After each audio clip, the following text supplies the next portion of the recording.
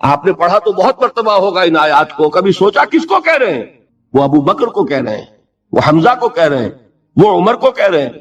ان کی تو مت ماری گئی، غرہ ہؤلاء دینہم، انہیں تو کوئی ہوش ہی نہیں۔ 2 مرتبہ حضرت ابو بکر نے وہ کام کیا ہے کہ ہر ورلڈلی وائڈ انسان یہ کہے گا کہ حماقت کی ہے، جس کے سامنے دنیا ہے۔ جب ہجرت کے لیے حضور تشریف لے جا رہے تھے، 40,000 درہم کا سرمایہ تھا، جبکہ حضرت ابو بکر ایمان لائے۔ مکے کے چوٹی کے تاجروں میں سے تھے، جو ملک تجار کہلاتے، لیکن اب وہ روپیہ کہاں خرچ ہوا؟ بلال کو خریدا، روپیہ دے کے خریدا یا ویسے ہی خرید لیا؟ آزاد کر دیا۔ ابو فقی کو خریدا، آزاد کر دیا۔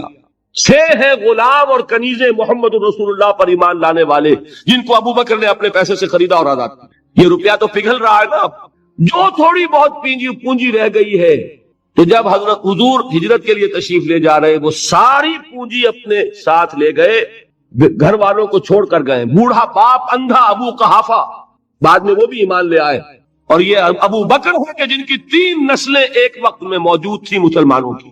ابو قحافہ مومن، ابو بکر مومن، اور ابو بکر کی اولاد مومن، عائشہ، اسما اور ابو بکر، عبد الرحمن ابن ابی بکر۔ یہ کون ہے؟ تو 3 نسلیں جس کی بیک وقت رہی ہیں ایمان میں، وہ شاذ لوگ ہیں، ان میں ابو بکر ہے۔ لیکن یہ کہ اس وقت تک ابو قحافہ ایمان نہیں لائے تھے، والد نابینا تھے، تو والد ہے، بیٹیاں ہیں، حضرت عائشہ، حضرت اسما، حضرت رضی اللہ تعالیٰ عنہما، بیوی ہے، کچھ نہیں چھوڑ کے گئے، ایک پیسہ۔ جب باپ کو معلوم ہوا بیٹا چلا گیا محمد کے ساتھ صلی اللہ علیہ وسلم، سخت غصے میں ہے، پیچ و تاب میں ہے۔ اب ہمارا کون والی وارث ہوگا؟ کون ہے ہماری خبر گیری کرنے والا؟ بیٹیوں سے پوتیوں سے اپنے پوچھتے کچھ چھوڑ کے بھی گیا کہ نہیں؟ ان کا ہاں ابا جان۔ کیا کیا انہوں نے؟ کبھی پڑھے ہیں واقعات؟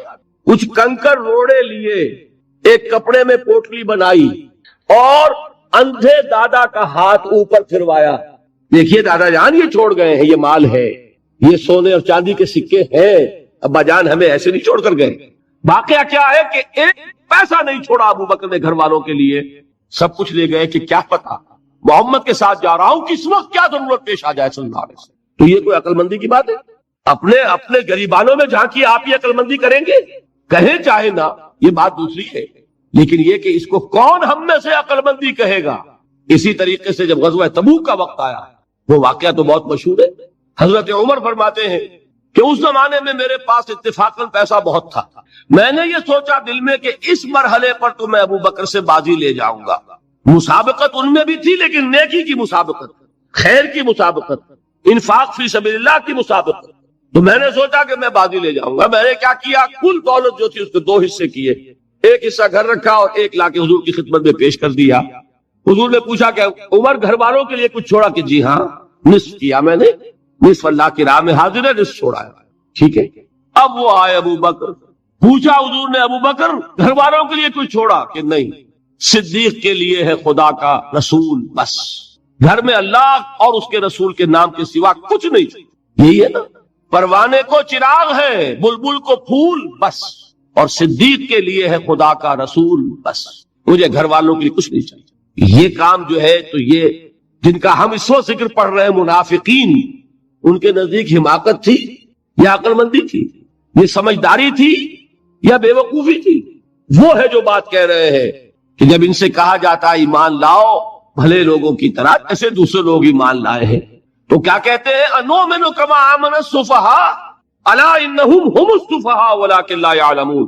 آگاہ ہو جاؤ، اصل احمق یہ ہے، اصل بے وقوف یہ ہے، انہیں نہیں پتا کہ حقیقت کیا ہے، نفع کیا ہے، نقصان کیا ہے۔ وہ جو بات میں نے سورۃ العصر میں بیان کی تھی، والعصر ان الانسان لفی خسر الا الذین آمنوا وعملوا الصالحات وتواصوا بالحق وتواصوا بالصبر۔ جس کے ذہن اور قلب پر یہ صورت کندہ ہو جائے گی، اس کے نزدیک عقل مندی یہ ہے کہ سب کچھ اللہ کی راہ میں لگا دو۔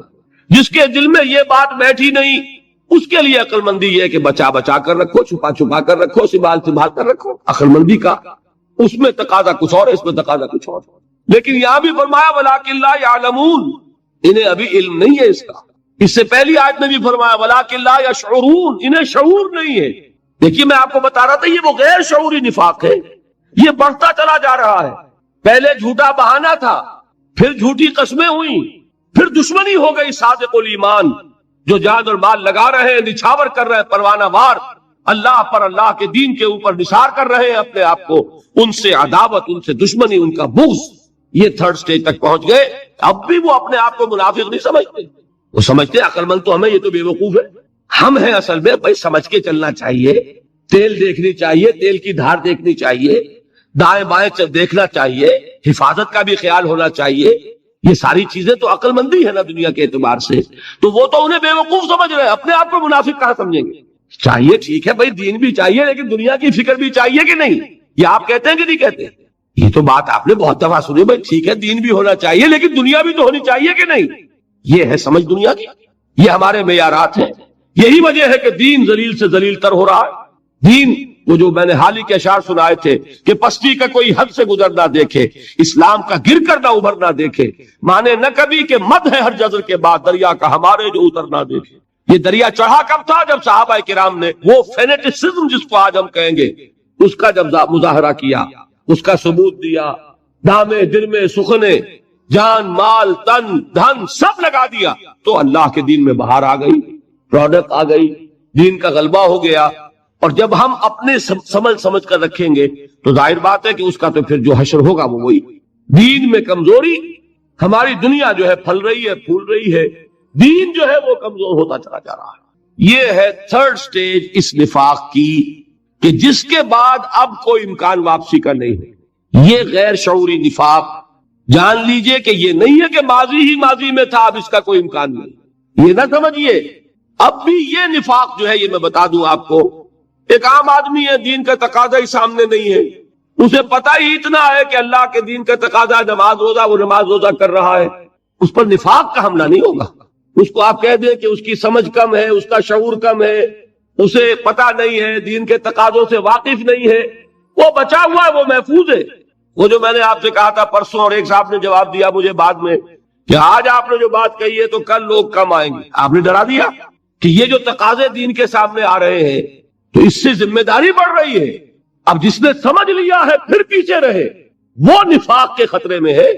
جسے سمجھ ہی نہیں ہے وہ پھر بھی کوئی نہ کوئی عذر پیش کر سکے گا کہ اللہ ان مولویوں سے پوچھ جنہوں نے ہمیں بتایا نہیں, انہوں نے تو دین کے تقاضے ہمیں یہ بتائے نہیں, انہوں نے تو ہمیں نور اور بشر میں چکر دے کے لڑائے رکھا, ان سے پوچھ. اصل سے مجرم جو ہے وہ یہ ہے, وہ واقعہ یہ ہے کہ کسی درجے میں بچیں گے کہ دین چاہتا کیا ہے, دین کے تقاضے کیا ہیں, توحید کی حقیقت کیا ہے, شرک کی حقیقت کیا ہے. اس کی طرف اگر توجہ ہی نہیں دلائی جا رہی, اور اس غریب کو پتہ ہی نہیں, اسے پتہ ہی صرف یہ ہے کہ کھڑے ہو کر سلام پڑھنے میں اتنا فائدہ ہوتا ہے, وہ پڑھ رہا ہے بیچارہ, لہذا اس کا معاملہ آسان ہے بنسبت اس شخص کے کہ جس کے سمجھ میں آ گیا ہو, بات اس نے پالی ہو. دین یہ چاہتا ہے, دین اپنا غلبہ چاہتا ہے.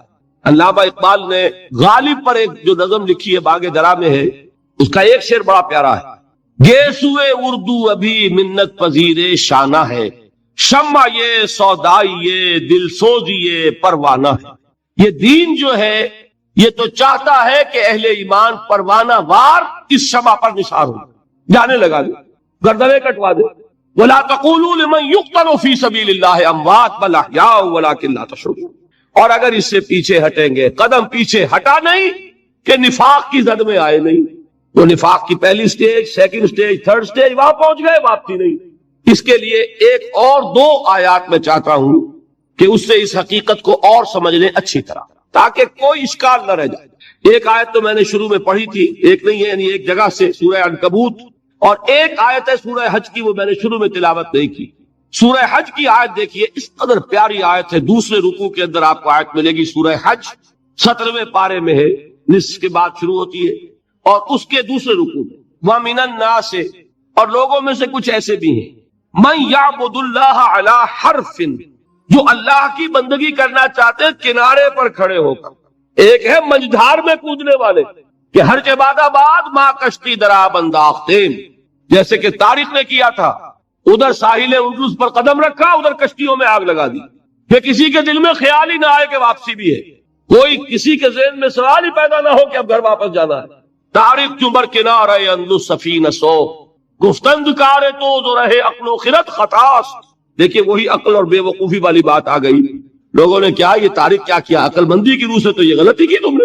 عقل تو یہ سکھاتی ہے کہ ذرا سنبھل کر چلو, جذبہ یہ کہتا ہے کہ نہیں, واپسی کا کوئی سوال.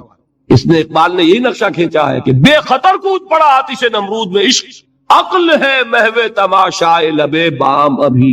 عقل تو کودنے کا مشورہ نہیں دیتی، جذبہ اور عشق اور محبت جو ہے وہ کہتا کودو. یہ بات جو ہے من الناس من یعبد اللہ علی حرف، انسانوں میں سے ایسے بھی ہیں جو اللہ کی بندگی کرنا چاہتے ہیں مگر کنارے کنارے. فَإِنْ أَصَابَهُ الْخَيْرُ اطْمَأَنَّ بِهِ، اگر خیر رہے، خیریت رہے، مال بھی ملے، کوئی خطرہ بھی نہ ہو، نقصان بھی نہ ہو، مطمئن رہتا ہے. وَإِنْ أَصَابَتْهُ فِتْنَةٌ انقلب عَلَى وَجْهِهِ خَسِرَ الدُّنْيَا وَالْآخِرَةَ، اور اگر آزمائش آ گئی، کڑا وقت آ گیا، کٹھن امتحان آ گیا، اپنے منہ کے بل اوندھا گر پڑتا ہے. خسر الدنیا والآخرہ ذالک هو الخسران المبین، یہی ہے خسارہ دنیا اور آخرت کا، اور اصل خسارہ یہی. بات سمجھ میں آئی؟ وہی اقبال کا شعر، تو چھپا چھپا کے نہ رکھ اسے، یا تو بچا بچا کے نہ رکھ اسے، تیرا آئینہ ہے وہ آئینہ کہ شکستہ ہو تو عزیز تر ہے نگاہ آئینہ ساز. اب سورہ عنکبوت کی آیات سنیے، وہ میں نے تلاوت کی تھی شروع میں. وَمِنَ النَّاسِ مَن يَقُولُ آمَنَّا بِاللَّهِ، لوگوں میں سے ایسے بھی ہیں جو کہہ تو دیتے ہیں کہ ہم ایمان لائے اللہ پر.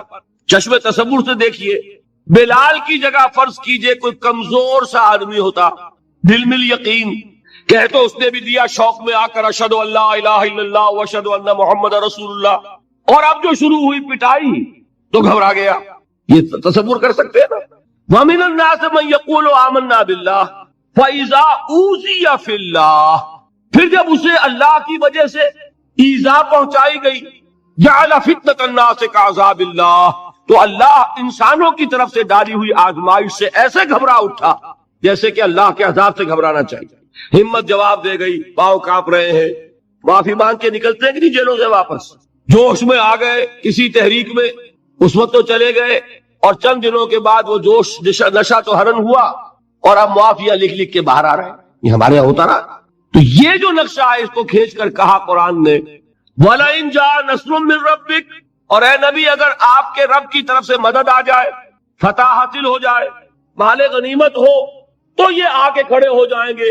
لَيَقُولُنَّ إِنَّا كُنَّا مَعَكُمْ، تو یہ لازماً کہیں گے کہ ہم بھی آپ کے ساتھ تھے، ہمارا بھی حصہ ملنا چاہیے. ہم بھی تو، جسے کہتے ہیں نا ہماری عام کہاوت میں، لڑائی کے وقت سب سے پیچھے، بھاگنے کا موقع ہو تو سب سے آگے، اور اگر مال غنیمت کی تقسیم ہے تو آگے کھڑے ہو گئے کہ ہم بھی تھے. اس وقت وہ بچ بچ کر کہیں کونوں خطروں میں کھڑے ہیں، جان فروشی سرفروشی کے لیے تیار نہیں. لیکن وَلَئِن جَاءَ نَصْرٌ مِّن رَّبِّكَ، اگر تیرے رب کی طرف سے مدد آ گئی، لَيَقُولُنَّ إِنَّا كُنَّا مَعَكُمْ، وہ لازماً کہیں گے کہ ہم بھی تو آپ کے ساتھ ہی تھے. أَوَلَيْسَ اللَّهُ بِأَعْلَمَ بِمَا فِي صُدُورِ الْعَالَمِينَ، تو کیا اللہ تعالیٰ کو خوب معلوم نہیں ہے کہ لوگوں کے سینوں کے اندر کیا ہے. وَلَيَعْلَمَنَّ اللَّهُ الَّذِينَ آمَنُوا وَلَيَعْلَمَنَّ الْمُنَافِقِينَ، اور اللہ تو کھول کر رکھ دے گا کہ کون ہے حقیقی مومن اور کون ہے منافق. یہ ہے منافقانہ کردار، یہ ہے کہ جس کا پورا جینیسس کس طرح وہ وجود میں آتا ہے قرآن نے کھول دیا. یہ نفاق ہے جس کا ذکر آپ کو سورہ نساء میں ملے گا، یہ نفاق ہے جس کا ذکر آپ کو سورہ توبہ میں ملے گا، یہ نفاق ہے جس کا ذکر آپ کو سورہ احزاب میں ملے گا، یہ نفاق ہے جس کے موضوع پر جامع ترین سورت قرآن مجید کی سورہ منافقون ہے، جس کا نام ہی ہے سورہ منافقون، جو 11 آیات پر مشتمل ہے. غیر شعوری نفاق کی ایک قسم یہ ہے، اور یہ جیسا کہ میں نے عرض کیا اس کا سارا تعلق ایک انقلابی تحریک کے ساتھ ہوگا.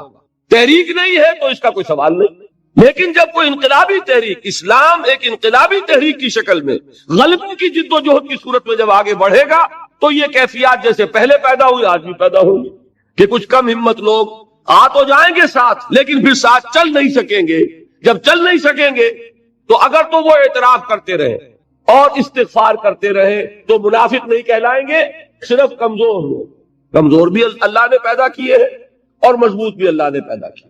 لیکن جہاں جھوٹا بہانا شروع کیا، نفاق شروع، جہاں جھوٹی قسمیں کھائیں وہ دوسری منزل، دوسری سٹیج، اور جہاں ان سچے صادق الایمان ان لوگوں کے خلاف دل میں بغض پیدا ہوا کہ یہ ان کی وجہ سے ہم رسوا ہو رہے ہیں، ان پاگلوں کی وجہ سے، بے وقوفوں کی وجہ سے ہماری رسوائی ہو رہی ہے. اب یہ وہ تھرڈ سٹیج ہے جس سے کہ واپسی کا امکان ہی نہیں. ہم العدو فاحذرهم قاتلهم اللہ الا يؤفكون، اے نبی یہی اصل دشمن ہے، ان کو پہچانیے، ان سے بچیے، اللہ ان کو ختم کرے، قتل کرے۔ یہ کہاں سے لوٹ گئے؟ دیکھیے کیسی پیاری بات کہی، 2-4 ہاتھ جب کے لبے بام رہ گئے، کتنی بڑی بدنصیبی۔ ہم میں سے کتنوں کے اندر دل میں حسرت پیدا ہوتی ہوگی، کاش ہمیں حضور کا زمانہ نصیب ہوتا۔ ان بدبختوں کو حضور کا زمانہ نصیب ہوا، ان بدبختوں کو موقع ملا کہ حضور کے ساتھ ہو کر اگر دین کی سربلندی کے لیے جانے دیتے، کیا رتبہ ہوتا ان کا؟ تصور کر سکتے ہیں آپ؟ کیا رتبہ ہوتا، کیا مقام ہوتا؟ کس چیز سے محروم رہ گئے اور کتنے دن جی لیے ہوں گے؟ موت تو آنی ہی تھی، زندگی تو ہمیشہ کی شے نہیں ہے، مال بھی آنا جانا ہے، دولت آنی جانی ہے، کب تک رہے گی پاس؟ وہ رہے گی تو تم نہیں رہو گے، تمہیں جانا ہے چھوڑ کر سب کچھ، قبر میں داخل ہو جانا ہے، اور کیا پتا کل وارنٹ آ جائے، کچھ پتا نہیں، کیا پتا ہم میں سے کوئی یہاں سے نکلے اور گھر پہنچنا نصیب نہ ہو، درمیان میں ایکسیڈنٹ ہو جائے، کس کے پاس گارنٹی ہے؟ لیکن اتنی شے کے لیے کتنا بڑا رتبہ چھوڑا، فرمایا انا یوفکون، یہ کہاں سے الٹا لیے گئے۔ 2-4 قسمت کی خوبی دیکھیے ٹوٹی کہاں کمن، 2-4 ہاتھ جب کے لبے بام رہ گئے۔ اچھا یہ جان لیجئے وہ مواقع آج بھی ہیں، دین آج بھی مظلوم ہے کہ نہیں، مغلوب ہے کہ نہیں، وہ معاملہ اب بھی ہے۔ فضائے بدر پیدا کر، فرشتے تیری نصرت کو اتر سکتے ہیں گردوں سے قطار اندر قطار، اب بھی وہ تو مقابلہ ہے۔ ستیزہ کار رہا ہے ازل سے تا امروز، چراغ مصطفی سے شرار بولہبی، یہ تو قیامت تک کشمکش رہے گی۔ دین تو پکار رہا ہے، کہاں ہے میرے وہ جانثار جو میرے لیے اپنے آپ کو ڈیووٹ کر دے، اب میرے لیے اپنے آپ کو وقف کرے، میرے لیے اپنی توانائیاں، اپنی قوتیں، اپنی صلاحیتیں، اپنے اوقات لگائیں۔ اور جب ہم اس لبیک نہیں کہتے پیچھے ہٹتے ہیں، ایک تو وہ ہے جن کے سامنے یہ خیال آیا ہی نہ ہو، میں کہوں گا وہ پھر بھی کسی درجے میں اس حفاظت میں ہے، جن کے سامنے بات آ گئی ہو اور پھر وہ وہیں کے وہیں رہ جائے، جان لیجئے وہ ہیں جو اصل نفاق کی زد، یہ غیر شعوری نفاق، انہیں پتا نہیں چلے گا کہ میں منافق ہوں، ولکن لا یشعرون ولکن لا یعلمون، انہیں پتا نہیں چلے گا، لیکن در حقیقت یہ کیفیت انہیں رفتہ رفتہ تدریجاً بدترین نفاق تک پہنچا دے۔ اب ایک اور نفاق ہے، اس کا میں ذکر کرنا چاہتا ہوں، وہ نفاق سورہ توبہ میں اس کا ذکر ہے، میں نے وہ آیات پڑھی تھی، وَمِنْهُمْ مَنْ عَاهَدَ اللَّهُ، ان میں سے ایسے لوگ بھی ہیں جنہوں نے اللہ سے ایک عہد کیا تھا۔ کیا عہد کیا تھا؟ توجہ سے سنیے، اس کا بڑا تعلق ہے ہماری قومی زندگی سے اس وقت۔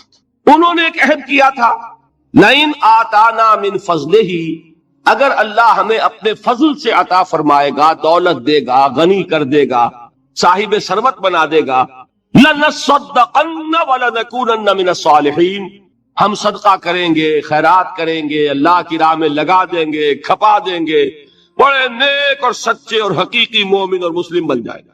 سمجھ میں آ گئی؟ فَلَمَّا آتَاهُم مِّن فَضْلِهِ، جب اللہ نے عطا فرما دیا انہیں اپنے فضل میں سے، غنی کر دیا، اب کیا ہوا؟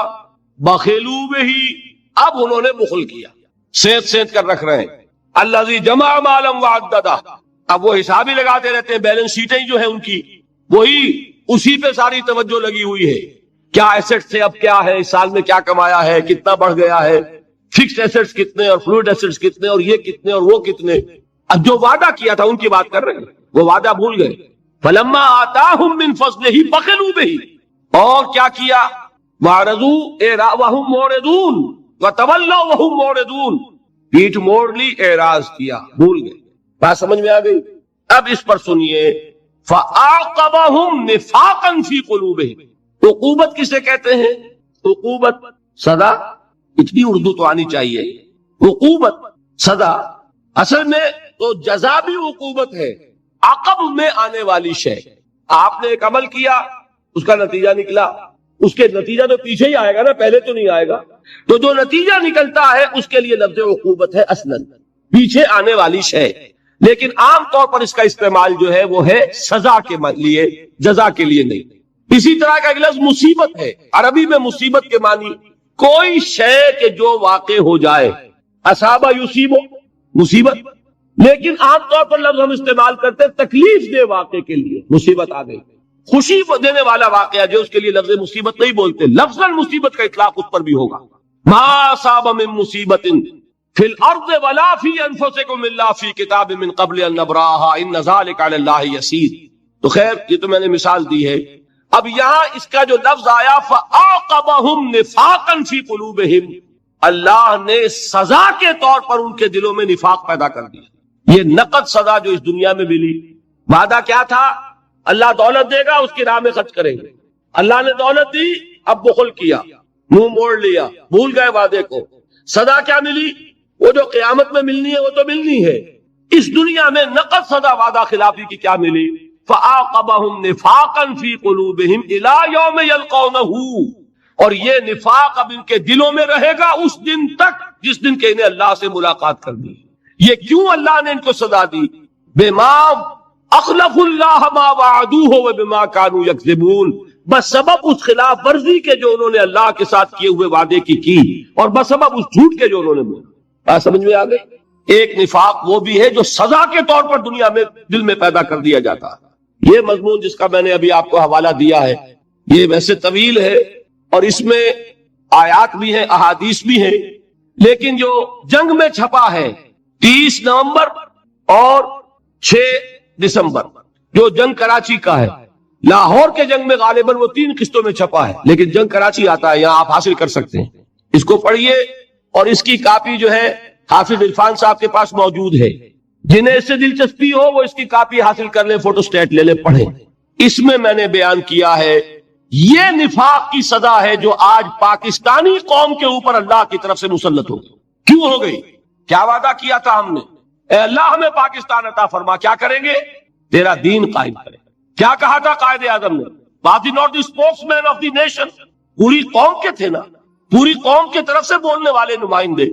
ہم پاکستان اس لیے حاصل کرنا چاہتے ہیں کہ ہم اس میں اسلام کے اصول اخوت و حریت و مساوات کا عہد جدید میں ایک نمونہ پیش کریں۔ یہ کہا کہ نہیں کہا؟ اور بر صغیر کے گلی کوچے، درہ خیبر سے لے کر راس کماری تک اور مکران سے لے کر چٹاگان تک اس نعرے سے گونجے کہ نہیں گونجے کہ پاکستان کا مطلب کیا؟ لا الہ الا اللہ۔ اسلام قائم کیا آپ نے۔ میں کسی ایک شخص کی بات نہیں کر رہا، قائد اعظم تو خیر بہت جلدی اللہ تعالیٰ نے ان کو بلا لیا، وہ اللہ کے پاس ہے، ان کا حساب کتاب اللہ کے پاس ہے۔ اصل معاملہ انڈیویجول کا نہیں ہے، میں قوم کی بات کر رہا ہوں۔ قوم نے کیا کیا؟ ہم نے بھی کارخانے بنائے، فیکٹریاں بنائی، محل بنائے۔ وہ لوگ کہ جن کو قطعاً توقع نہیں ہو سکتی تھی کہ وہ اتنے اعلیٰ عہدوں پر فائز ہوں گے، ان کو مواقع ملے کہ نہیں ملے؟ جو تصور نہیں کر سکتے تھے کہ ایسے کاروبار جما سکتے ہیں، انہوں نے کاروبار جمائے کہ نہیں جمائے؟ صرف یہی کیا یا دین کو قائم کیا؟ حال یہ ہو گیا وہ لوگ جو پاکستان میں رہتے تھے، جنہیں واقعہ یہ ہے کہ کوئی قیمت نہیں دینی پڑی پاکستان کی، ان کی بات چھوڑ دیجئے۔ جو گھر میں پر دولت مل جائے اس کی قدر و قیمت کا احساس نہیں ہوتا۔ جو لوگ ملک چھوڑ کر آئے، جنہوں نے آگ اور خون کے دریا عبور کیے، انہوں نے بھی آ کر کیا کیا؟ جس کے پاس 4 پیسے ہوئے برقع اتر گیا۔ یہ کیا ہم نے۔ آپ دیکھیے اپنے معاشرے کے اندر کیا ہوا ہے۔ یہ اس کی سزا ہے جو نفاق کی شکل میں آج آپ کے معاشرے پر، وہ جو نفاق کی میں نے آپ کو عملی حدیثیں سنائی تھی۔ سوچئے ہمارے معاشرے میں جھوٹ، دغا، فریب، وعدہ خلافی، کم تولنا، رشوت کیا ہے؟ کون سی برائی ہے کہ جو ہمارے معاشرے میں آج نہیں، جو ہمارے قومی کریکٹر کا جز بن چکی ہے؟ یہ ہے وہ بدترین سزا، وہ نفاق عملی کے جو آج پوری پاکستانی قوم پر افراد ہے اب بھی، لیکن افراد کی بات نہیں ہے، وہ مستثنیٰ ہوتے ہیں۔ بڑا پیارا شعر ہے اقبال کا کہ فطرت افراد سے اغماس بھی کر لیتی ہے، نہیں کرتی کبھی ملت کے گناہوں کو معاف۔ افراد کے ساتھ نرم معاملہ ہو سکتا ہے، لیکن کلیکٹیو ایک ضرور وعدہ خلافی، میں سمجھتا ہوں کہ تاریخ میں شاید اتنی بڑی اجتماعی وعدہ خلافی نہ کی ہو کسی قوم نے، کہ ہم نے ملک مانگا صرف اس لیے، جو دعائیں مانگی ہم نے۔ میں ان میں سے ہوں کہ جو خاک اور خون کے اور آگ اور خون کے دریا عبور کر کے آئے پاکستان۔ میں نے اور میرے گھر والوں نے 170 میل کا سفر 20 دن میں کیا ہے، حصار سے سلیمان کے ہیڈ ورکس تک 1 لاکھ کا پیدل قافلہ 20 دن میں پہنچا۔ راستے میں وہ کچھ کھایا ہے جس کے کھانے کا تصور انسان نہیں کر سکتا، وہ پانی پیا ہے جوہر کا جس کو دیکھ نہیں سکتا انسان۔ یہ سب کچھ کر کے پاکستان آئے، لیکن آج بتائیے کہ وہ قوم کہاں ہے، وہ وعدے کہاں ہیں، وہ اسلام کہاں ہے، وہ اسلامی حریت کہاں ہے، وہ اسلامی مساوات کہاں ہے، وہ اسلامی اخوت کہاں ہے، اسلامی معاشرہ کہاں ہے، اسلامی قانون کہاں ہے، آئلی قوانین۔ میں نے آپ کو بتایا تھا کہ جب مصطفیٰ کمال نے ختم کیے ہیں اسلام کے آئلی قوانین، تو پورے یورپ نے فکرے چست کیے تھے کہ یہ عجیب قوم ہے کہتی یہ ہے کہ ہمارے پاس سب سے اچھا قانون ہے، اور حال یہ ہے کہ پرسنل لا، فیملی لاز بھی ہم سے لے رہی۔ وہ حال ہمارا ہوا ہندوستان کا مسلمان۔ مجھے بتایا گیا ہے 6-7 جنوری کو یہاں آ رہے ہیں مولانا علی میاں اور ان کے ساتھ اور بہت سے لوگ۔ پرسنل لا کے معاملے میں، آئلی قوانین کے معاملے میں ہندوستان کی سپریم کورٹ نے صرف ایک فیصلہ دیا ابھی، اور وہ ایک تھوڑی سی تبدیلی کی ہے اس میں، اور اس پر مسلمانوں کا وہ رد عمل ہندوستان میں ہوا ہے۔ 600 افراد ایک دن میں کلکتہ میں گرفتار ہوئے۔ میں ابھی گیا ہوا تھا ہندوستان، انگریزی اخبارات میں میں نے بامبے میں جو ڈیمونسٹریشن کیا مسلمانوں نے، اس کے لیے الفاظ یہ تھے، پورے صفحے کے اوپر تصویر، A mammoth demonstration by Bombay Muslims against the verdict of the Supreme Court۔ Patna میں جلوس نکلا ہے، فائرنگ ہوئی ہے، 17 آدمی جو ہے اس میں زخمی ہوئے ہیں، کتنے بعد میں ان میں سے شہید ہو گئے مجھے معلوم ہے۔ یہ حال کس بات پر ہے کہ آئلی قانون میں تھوڑی سی ترمیم کی گئی، اور وہ آئلی قوانین صدر ایوب اس نے اپنے عہد میں اپنے اختیار خصوصی کو مروکار لاتے ہوئے ایک آرڈیننس کی شکل میں نافذ کر دیا، جن کے بارے میں علماء کرام کا متفقہ فیصلہ یہ تھا کہ اسلامی قانون میں ترمیم کی گئی ہے، اور یہ غیر اسلامی ترامیم، اور وہی آج تک ہمارے ملک میں نافذ ہے۔ اور کیا نافذ ہوگا؟ ہم نے پرسنل لا کے اندر جو ہے ترمیم کی، جو انگریز کو جرأت نہیں ہوئی ہمارے آئلی قانون کے اندر ترمیم کرنے کی۔ یہ ہے وہ معاملہ جو ہم نے اختیار کیا ہے، اور آپ یہاں آرام سے ہیں، اپنے دھندے کر رہے ہیں، پیسے بنا رہے ہیں، پیسے بھیج رہے ہیں، مال و اسباب بھیج رہے ہیں، اور میں آپ کو بتانا چاہتا ہوں، یہ مضمون پڑھ لیجئے گا، بڑے شدید خطرے میں ہیں ہم عذاب خداوندی کے۔ وہ عذاب کا ایک کوڑا ہم پر پڑا، کیوں پڑا؟ اس روز چونکہ ایک ہمارے بنگالی بھائی، بنگالی مسلمان سے میں زیادہ تفصیل میں نہیں گیا، جو صدارت فرما رہے تھے، یہ کوڑا کیوں ہماری پیٹھ پر پڑا؟ کیا اللہ ظالم ہے؟ وہ ملک جو بنا تھا سن 47 میں، وہ ملک تو آج نہیں ہے، وہ تو پاکستان دیٹ واز، وہ بنگلہ دیش کی شکل اختیار کر چکا ہے۔ میں نے عرض کیا تھا پہلے دن کہ اگر علیحدہ ہو جاتے تب بھی ایک بات تھی صدمے کی، لیکن انہوں نے نام اپنا بدل دیا، گویا کہ تحریک مسلم لیگ سے لا تعلقی اختیار کی۔ یہ دوہرا صدمہ ہے ہمارے، ورنہ وہ علیحدہ ہو جاتے۔ 2 کوریا موجود ہے، 2 ویتنام موجود ہے، 2 یمن موجود ہیں اسی پیننسولا میں، جزیرہ نما عرب میں، 2 جرمنی موجود ہیں یورپ میں، کون سا بر اعظم ہے جس میں نہیں ہے؟ 2 پاکستان ہو سکتے تھے اللہ تعالیٰ، لیکن در حقیقت 1 لاکھ ہمارا کڑیا جوان ہندوؤں کی قید میں کہاں لے جایا گیا؟ مدھیہ پردیش، یہ سینٹرل انڈیا کے prison campus, concentration camps, officers and jawans اس قوم کے جس نے 1000 برس تک حکومت کی تھی، اور اندرا گاندھی نے کہا we have avenged our 1000 years defeat didn't she say؟ آپ سوچئے، تاریخ اپنے آپ کو دوہرا سکتی ہے۔ کیا اس کے بعد ہمارا طرز عمل درست ہو گیا؟ تو پھر قرآن تو کہتا ہے عسیٰ ربکم ان یرحمکم، تمہارا رب تم پر رحم کرنے کے لیے تیار ہے، لیکن وَإِنْ عُدْتُمْ عُدْنَا، اگر تم دوبارہ وہی کچھ کرو گے تو ہم پھر وہی کچھ کریں۔ مجھے تو یہ وعید نظر آ رہی ہے۔ اچھی طرح سمجھ لیجئے، اس ملک کے اندر اگر ہم نے اپنی کوتاہی کی تلافی نہ کی، یہ صرف مذہبی واز نہیں ہے جو میں کہنے یہاں آیا ہوں، میں آپ کو جھنجھوڑنے آیا۔ زندگی میں پھر یہ موقع آتا یا نہیں آتا اللہ جانتا ہے، میری اپنی زندگی ہے یا نہیں ہے کس کو معلوم۔ زندگی ہو، امکان نہ رہے، اس کے بھی 100 شکلیں ہو سکتی ہیں۔ میں نہیں چاہتا کہ کوئی بھی بات چھپا کر آپ سے رکھوں۔ بہت خطرے میں ہے ہمارا ملک اس وقت، تیری بربادیوں کے مشورے ہیں آسمانوں میں، لیکن یہ کہ یہ سب کچھ سزا ہے کس بات کی؟ وعدہ خلاف۔ تم نے اسلام کے لیے ملک لیا، بر صغیر کے ٹکڑے کروائے، آرٹیفیشل ڈیویژن ہوئی ہے، یہ تقسیم فطری نہیں ہے، دریا بانٹ دیے۔ کہہ رہے ہیں کہ سرحدی گاندھی کہ پنجابیوں نے تو اپنے حصے کے دریا بیچ دیے تھے، یہ سندھ تو ہمارا ہے جس کے اوپر کہ اب انہوں نے اپنی آنکھیں جو ہے جمائی ہوئی ہے۔ کیسے کیسے فتنے آپ کے گھر میں پروان چلتے ہیں، لیکن یہ کیوں ہے؟ میں نے اس روز بھی عرض کیا تھا، اسلام اگر آتا یہ کیوس نہ ہوتا، یہ بددلی نہ ہوتی، جذبہ اور ابھرتا اور آگے آتا، اور یکجہتی پیدا ہوتی، اخوت پیدا ہوتی۔ لیکن اسلام کا نظام جس کو کہ عام آدمی کہے کہ ہاں یہ اسلام ہے، واقعتاً اس میں وہ برکات ہیں کہ جو خلافت راشدہ میں پیدا ہوئی تھی، وہ اگر ہو جائے تو یہ ملک بچتا ہے، نہ صرف بچتا ہے، اللہ تعالی ہماری توبہ کو قبول فرما لے تو یہ ہو سکتا ہے کہ پوری دنیا میں اسلامی انقلاب کے لیے پیش خیمہ بن جائے، اور اس کا امکان ہے۔ وہ مضمون بھی میرا چھپ چکا ہے جنگ میں، جو پچھلا جو جمعہ گزرا ہے اس میں چند ذاتی وضاحتوں کے عنوان سے وہ مضمون چھپا ہے کہ میں اب بھی جہاں ایک طرف یہ خطرات دیکھ رہا ہوں، شدید ترین خطرات جن کی کہ میں نے نشاندہی اس میں کی تھی، وہاں یہ کہ جب بھی حساب کتاب جوڑتا ہوں نظر آتا ہے اللہ کا بڑا فضل و کرم تھا کہ اس نے ہمیں یہ ملک عطا فرمایا، اور اس نے معجزانہ طریقے پر اس کی حفاظت بھی کی۔ 65 میں معجزہ ہوا تھا کہ نہیں، غور کیجیے۔ لیکن اللہ کی رسی دراز تو ہوتی ہے ایک حد تک، اس وقت اس نے معجزے سے بچایا اور 71 میں 2 ٹکڑے کر دیے۔ کیوں؟ 25 برس بیت چکے تھے ہماری نافرمانی اور وعدہ خلافی، ایک کوارٹر آف اے سینچری۔ آپ کہیں گے 24 سوا 24 برس ہوئے تھے، سوا 24 برس شمسی مساوی ہے 25 برس قمری کے، قمری حساب سے پورے 25 برس ہو چکے تھے جبکہ یہ سن 71 کا ڈیبیکل ہوا ہے۔ اس وقت جبکہ کوارٹر سینچری گزر چکی تھی ہماری وعدہ خلافی، اس کے بعد پھر 14 برس بیت چکے، 15واں سال جا رہا ہے۔ اللہ بہتر جانتا ہے توفیق ہوتی ہے کہ نہیں ہوتی، لیکن میں اس وقت صرف حقیقت نفاق کے موضوع پر تقریر کر رہا ہوں۔ یہ نفاق ہے، میں نے حدیثیں سنائی تھی، وہ لے جائیے کرائیٹیرین۔ نفاق کی 3 علامتیں: جب بولے جھوٹ بولے، وعدہ کرے خلاف ورزی کرے، امانت رکھوائی جائے۔ امانت صرف پیسے کی نہیں ہوتی، امانت اختیارات کی بھی ہوتی۔ آپ کا افسر بیٹھا ہوا اس کے پاس اختیارات ہیں، وہ امانت داری سے استعمال کر رہا ہے یا جانبداری سے کر رہا ہے، گلبرہ پروری کر رہا ہے یا یہ کہ حقدار کو اس کا حق دے رہا ہے؟ یہی تو خیانت ہے اور کیا ہے۔ ایک شخص ہے جس کے پاس کوئی پولیٹیکل آفس ہے، کوئی وزیر اعلیٰ ہے، کوئی کچھ ہے، کیا وہ امانت داری کے ساتھ اپنے فرائض سر انجام دے رہا ہے؟ اس کو دیکھ لیجیے۔ حضور نے تو فرمایا المستشار مؤتمن، جس سے مشورہ مانگا جاتا ہے اس کے پاس بھی امانت رکھوائی جاتی ہے۔ آپ سوچئے، آپ نے فرمایا ان المجالس بالامانات، ایک مجلس میں بیٹھے ہیں اس کا راز امانت ہے، یہ نہیں کہ دوسری مجلس میں گئے تو اس کی باتیں کھول دی۔ یہ خیانت ہم میں سے کون نہیں کر رہا؟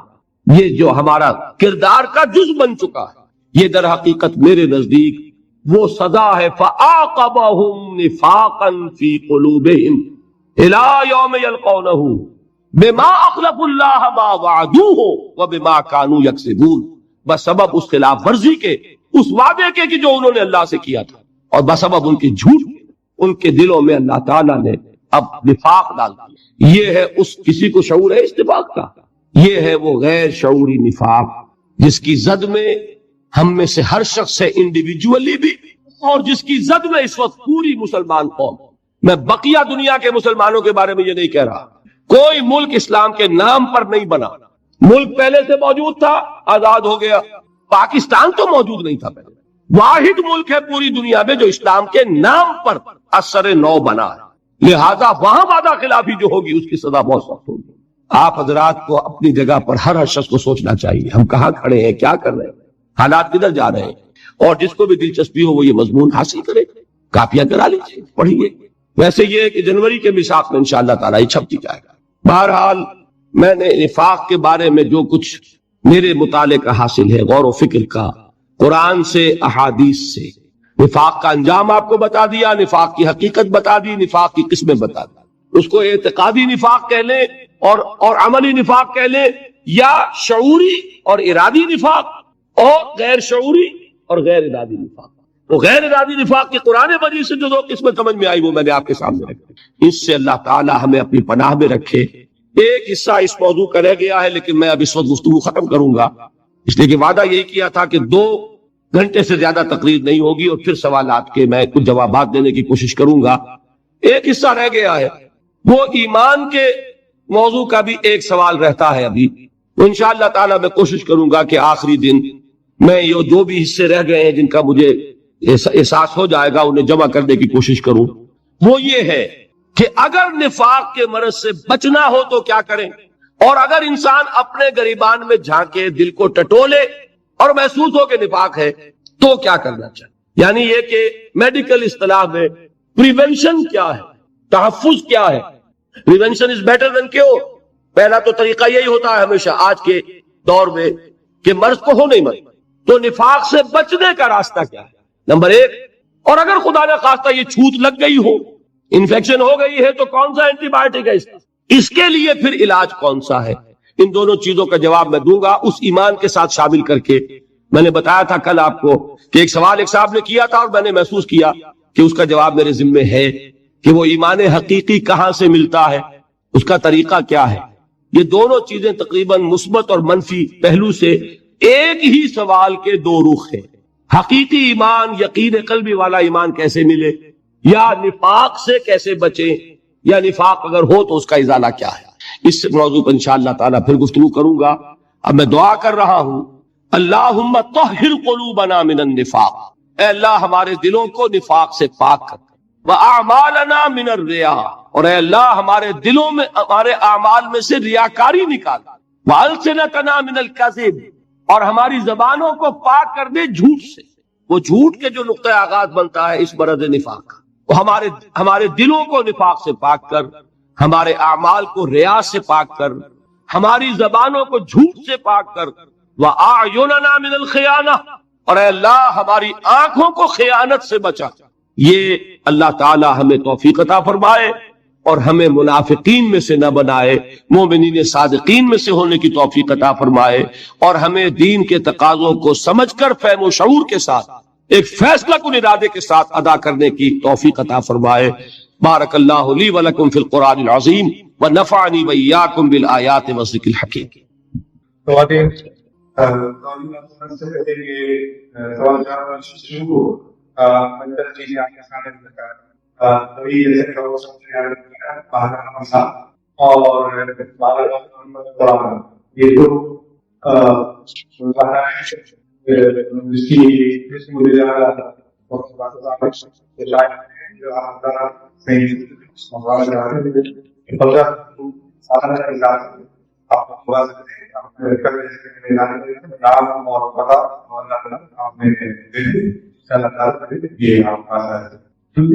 دونوں پرچوں کے تو 30 ہو جائے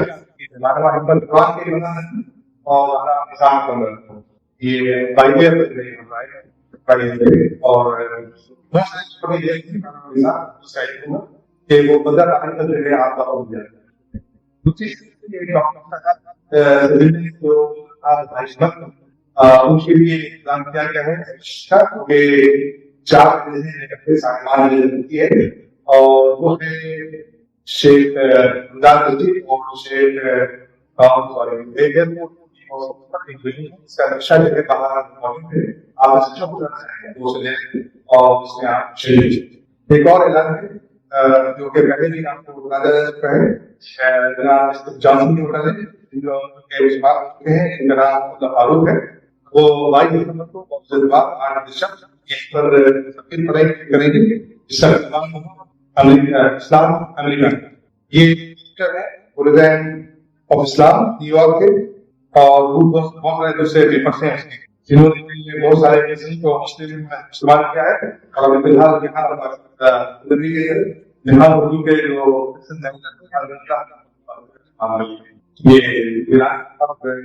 یہ سوالات ہیں، میں ایک بار بھی کروں گا۔ دیکھیے ان سوالات سے پہلے مجھے کل یا پرسوں بلکہ شاید ایک صاحب نے طویل تحریر دی تھی، اور بلکہ جس روز پہلے دن یہ ہمارا پروگرام ہو رہا تھا ایک بزرگ یہاں سے ناراض ہو کر بھی چلے گئے تھے اس ویڈیو کے مسئلے پر۔ تصویر کا مسئلہ چونکہ ہمارے ہاں بڑا ایک حساس قسم کا مسئلہ ہے، تو میں چاہتا ہوں کہ اس کے ضمن میں پہلے اپنی بات پوری طرح آپ کو بتا دوں۔ دیکھیے جن احادیث کا حوالہ یہ حضرات دیتے ہیں وہ احادیث ہمارے بھی علم میں ہیں، لیکن ان احادیث میں تصویر کشی سے منع کیا گیا ہے۔ جس وقت یہ حضور نے حکم دیا ہے اس وقت ہاتھ سے تصویر بنتی تھی، لہذا اس کے بارے میں تو یہ فیصلہ کن ہے کہ وہ حرام، ہاتھ سے جاندار شے کی تصویر بنانا۔ حدیث میں یہ الفاظ بھی آتے ہیں کہ قیامت کے دن کہا جائے گا اب اس میں جان بھی ڈالو۔ تم نے گویا کہ اللہ تعالیٰ کی نقل کی کہ تم نے جاندار چیز بنائی تو اللہ نے تو جان ڈالی تھی، اب جان ڈالو اس کے اندر جان۔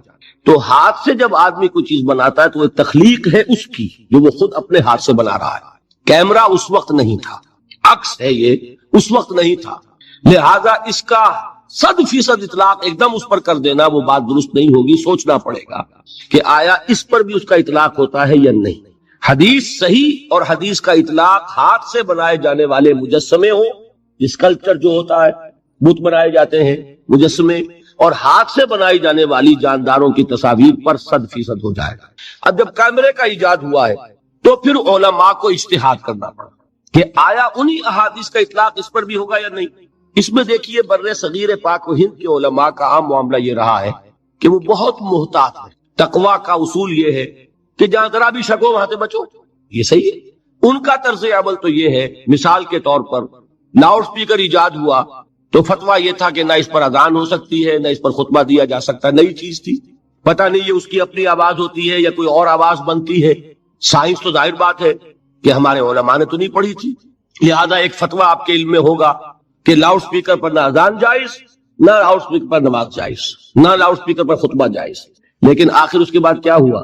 آج ہے کچھ علماء کہیں کہیں کوئی شاذ جو اب بھی اس پر عمل کر رہے ہیں. باقی یہ کہ خود ان سے نسبت رکھنے والے جنہوں نے وہ فتویٰ دیا تھا، آج ان کی مساجد میں اذانیں بھی ہو رہی ہیں، خطبے بھی ہو رہے ہیں، نمازیں بھی ہو رہی ہیں لاؤڈ سپیکر پر. یہ اللہ کی طرف سے ایک ایجاد ہے، اسے آپ استعمال نہیں کریں گے تو نقصان کس کا ہو؟ آپ بات پہنچا سکتے ہیں، 1 لاکھ کے مجمع کو پہنچا سکتے ہیں، تو کیوں نہ پہنچائیں اس کے ذریعے سے. اسی طرح کا معاملہ ہے کیمرے کا. کیمرے کے تصویر کے بارے میں ہندوستان کے علماء کا یہی فتویٰ رہا کہ یہ بھی وہی تصویر ہے جس کو حضور نے حرام کیا. عالم عرب کے علماء کا فیصلہ یہ ہوا کہ نہیں، یہ وہ نہیں، اس پر حضور کی اس فرمان کا اطلاق نہیں ہوگا. اور عالم عرب کے تقریباً تمام علماء جو ہیں وہ اس پر متفق ہیں کہ یہ کیمرے کا عکس جس میں انسان کی اپنی کسی کوشش کو کوئی دخل نہیں، وہ خود نہیں بنا رہا کچھ بھی، اس کے اوپر حضور کی اس حدیث کا اطلاق نہیں ہو. بات سمجھ میں آ گئی؟ اب علماء جو ہیں ہندوستان کے، وہ بھی یہ مانتے ہیں کہ جہاں تمدن کی ضرورت ہو جائز ہے، پاسپورٹ کے لیے جائز ہے، مجرموں کی شناخت کے لیے جائز ہے، میڈیکل ایجوکیشن کے لیے جائز ہے، ڈرائیونگ لائسنس کے لیے جائز ہے.